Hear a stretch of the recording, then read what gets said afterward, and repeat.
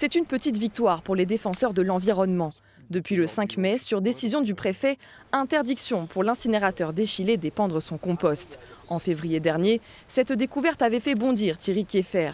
Des tas de faux compost issus du TMB, le tri mécano-biologique, plein de plastique, de métal ou encore de verre.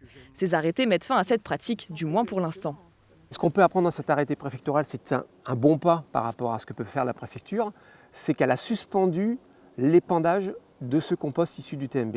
Ça veut dire que c'est un déchet, donc c'est un déchet qui n'a plus le droit d'être répandu sur les terres agricoles, et donc il faut soit l'enfouir, soit l'incinérer. Mais une ambiguïté juridique plane sur ce dossier. Ce tas de compost pourrait bientôt ne plus être répandu, mais incinéré ou enfoui.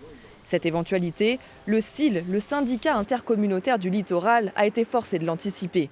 La Cour administrative de Bordeaux, déjà saisie une première fois, avait tranché en faveur de l'interdiction totale de l'épandage. Cette nouvelle décision pourrait bien remettre en question le fonctionnement de l'incinérateur. Il ne sera pas épandu, il sera vraisemblablement mis en décharge. Donc quand on dit mis en décharge, ça veut dire des coûts non négligeables pour la société Sauval et donc fatalement pour le contribuable.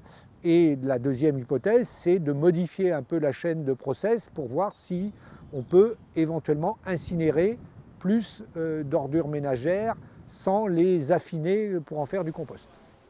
Le litige passe devant la Cour administrative d'appel de Bordeaux demain, mardi 11 mai. La décision finale devrait être rendue dans les 15 prochains jours.